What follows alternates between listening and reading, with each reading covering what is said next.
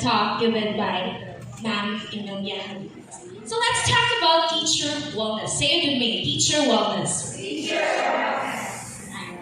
Now, let us try to measure how burned out you are. How burned out are you? A scale for teachers. So this is a 4-stage framework that can help us teachers understand the burnout process and what we can do to protect our well-being and career. This is very important, right? Yes. Okay, agree. This scale is by Kevin Leichtman. Dr. Kevin Leichtman is the co-founder of TLC Education, the director of academic mindset, and adjunct professor at Florida Atlantic University. Researchers have been looking for ways to assess burnout for decades. All these measures have been criticized, and many contend that burnout is difficult to detect, which I agree as well. Let alone understand, making any assessment approach suspect at best. Unfortunately, the lack of clarity makes finding solutions more difficult for burnout professionals. Okay, burnout sila. The Leichtman burnout scale seeks to provide a clear understanding of the burnout process, specifically for educators. While each case of burnout has its own set of causes, symptoms, and thresholds, there are some notable patterns. These tendencies can help teachers understand how burned out they are and what they need to do right now to get out of it. So here, according to Dr. Kevin Leichtman, there are 4 levels on this scale. The first level is, please read. Passionate but overwhelmed. Kaway-kaway sila mga passionate diha. Maraming, though I remember during the first day of our in-service training, I heard somebody says, I think it was, sorry, Mamita said, because I'm very passionate, I have a passion to teach kids some idea. But burnout can result from a person's passion. Agree? It's impossible to burn out on something you're not passionate about.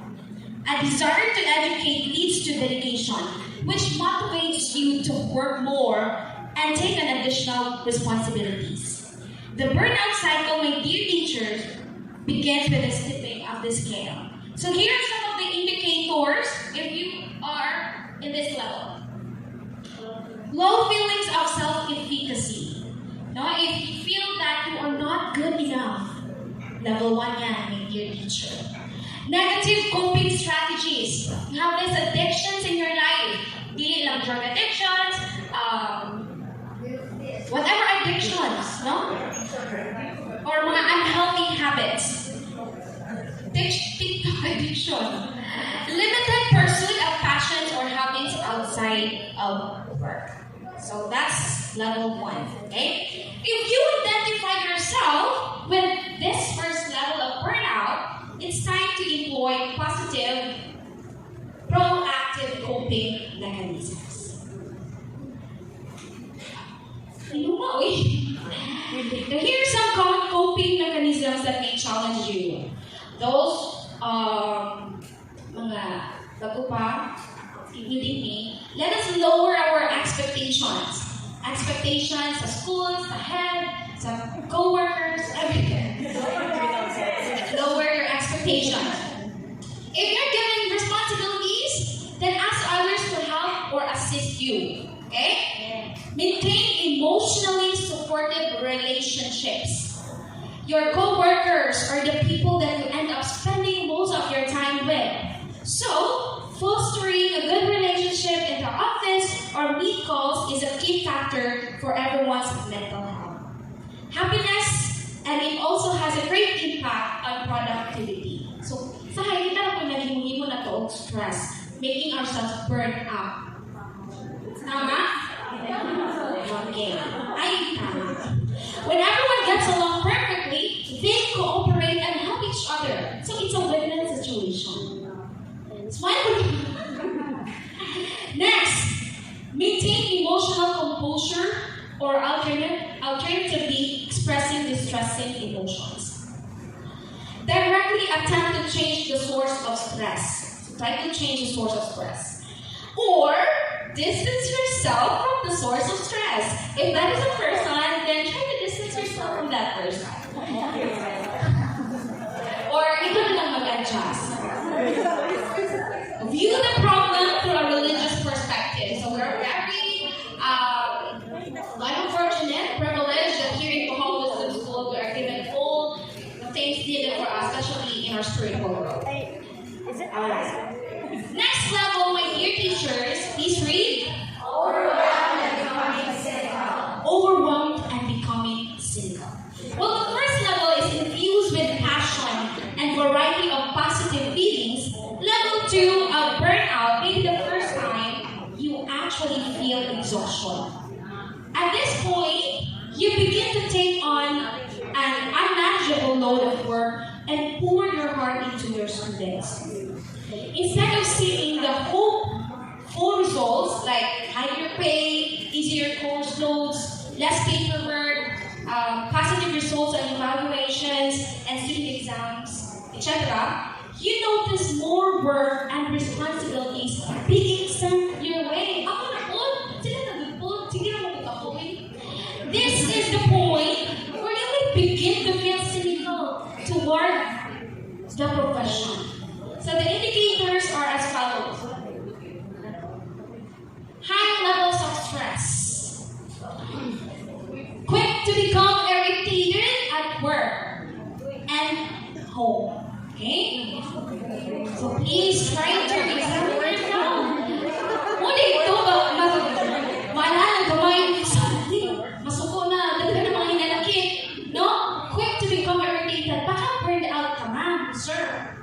Okay? Bringing work home and not completely in. And you can relate on that. Feeling like there is never time for friends or family. Wala na pong oras sa inyo. Wala nang oras sa inyong mga sa inyong pamilya. Okay? Una mo na mag-result into separation. Pero I hope, dili po nga wala ingala at sa Bohol Wisdom School.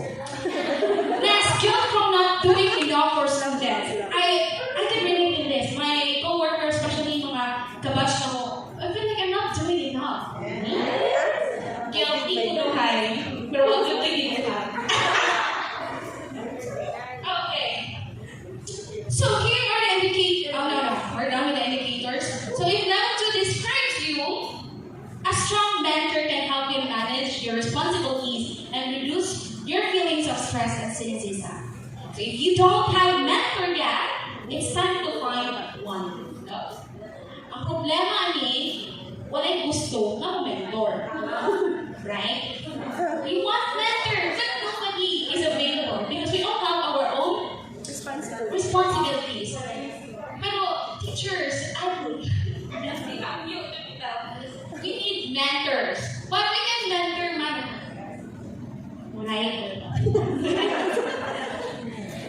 Okay. It's very invaluable for your professional growth and survival.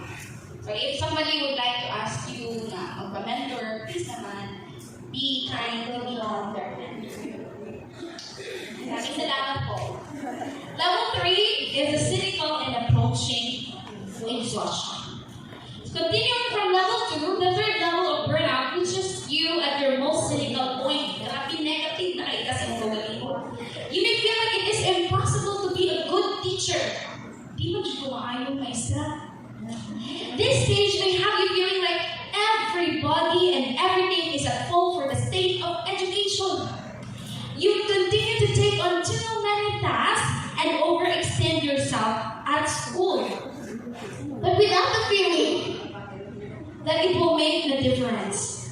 The cynicism and exhaustion of this step may follow you home, impacting relationships and time spent outside of work.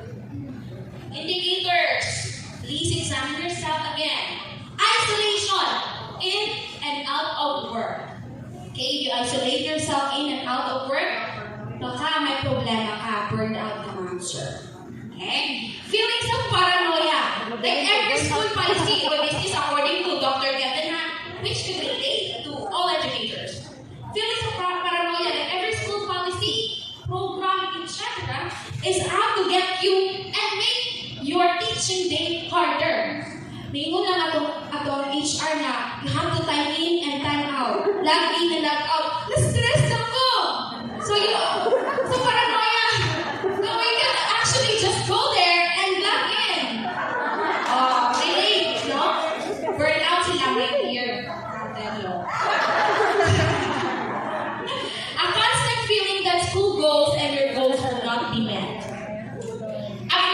A refusal to engage in professional development. This is also alarming. Okay, nobody would like to, ma'am, ako to talk sa professional development. People are going outside po, so for sure they're burnt out, no? They refuse to engage in this professional development, no? So sad. So helpful tips. Okay pa ba? Tanan? According to Dr. Kevin, once you have reached this stage, two strategies can create positive, meaningful impact. Firstly, the role reduction. So if somebody can do that task for you, then let the person do it for you. So ayaw ko, di ko musalig. Ayun po, sa uban na. Don't be afraid to ask help. Okay? Ganaan ko ni mama kaya every time mag-burn out ko sa malayan ko ni mama, ayaw ko pugasan. Kaya namin buhaton, Lisa, ka nang buhaton para uma. May mga na sa mama. Kung dili kaya, ayaw buksan. Thank you, mother. Saying no is also part of this, my dear teachers. No? You set clear boundaries for yourself and your time that make great teaching sustainable for you. You are not good for your students if you are burned out. I like that. Secondly, mental health support from outside of the workplace. So these two are effective ways to mitigate the damage of the third level of burnout. So for mental health support, if you are attending groups, Bible group, small group or whatever group where you can express yourself or magpa-counsel mo, sa ka na yung ang atinan nila, basta dili na mga kulto or whatever. My dear teachers, have mental health support. Okay? I am very concerned with all of you. That's why I chose this topic. Next, level 4, complete exhaustion and breakdown. Exciting part, but hopefully wala dili nasa level 4, mag-breakdown na. My sincere hope, again, is that nobody identifies himself or herself with level 4. Once you have reached this point, there are two options. Makinig kayo. Makinig at manginig. Quit. So the two options, you have to quit or recommit. Burnout has spread throughout your life, challenging your personal wellness and your professional goals. For level 4, this is pure survival mode. O pakpakan na to ang kinatasan years of service din sa Galbo Wisdom School, no? I do not know if they are in level 4 now. So level 4 is pure survival mode, leading teachers to decide to leave the classroom or transfer to another school or to dig deep and restore their initial passion for teaching. The following are signs or indicators of level 4. Feelings of exhaustion, like everyday kapoy, including holidays and summer. Grabe na po. For me, only Monday. Exhaustion. Monday kayo, sujud kayo. No? Pero, thank God, no ako sa level 4. Drastic increase in sick days and mental health days. Sabi kayo, tatapad kasi tuhod kay sige, absent na, burnout eh. Lisod na po nilitan sa ito reason na burnout. Uwi kayo. Sorry mama, I'm burnout. No? That you have all the responsibilities. Okay. Lack of optimism for career and personal life. Negative na ba? What? Depressed ka sa imong life. For you, wala dyan ito sa silang kinabuhi. Unusually frequent physical symptoms. Sabi na to COVID.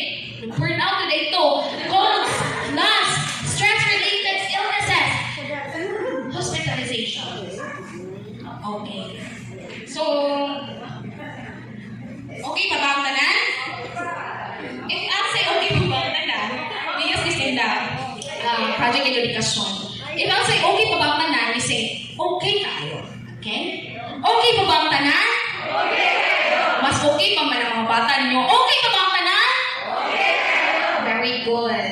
So helpful tips, my dear teachers, you have to prioritize. All hope is not lost at level 4, but it's vital to take action before your health deteriorates further. Okay? Health is wealth. At imanay mo ito galing ito, why matiman ninyo? And purpose, it's harsh, but it's the truth. Truth first. And purpose seeking are two incredibly useful strategies. Purpose seeking, ano na ba isra ka? Huwag level 4, but purpose seeking na naman. Bakit ko piniling maging guro? Why teaching? So again, okay pa bang tanan? It's never too early to work against burnout. Wherever you fit on this scale, try applying these strategies to protect your wellness and your career. You protect your wellness and your career. And since we are accountable with each other, we are one here, we are one as institution. Let us also protect each other. Okay? Let us be concerned with each other. Tayong lahat ay dapat mag-iisa dito. Let's not be, during the previous school year, burn out na dyan ang tanan, daghan na kayo mga, sorry. There are many indicators kanang mga reklamo and burnout. We cannot deny or we cannot dili na tumapugngan o nga nang respond mo.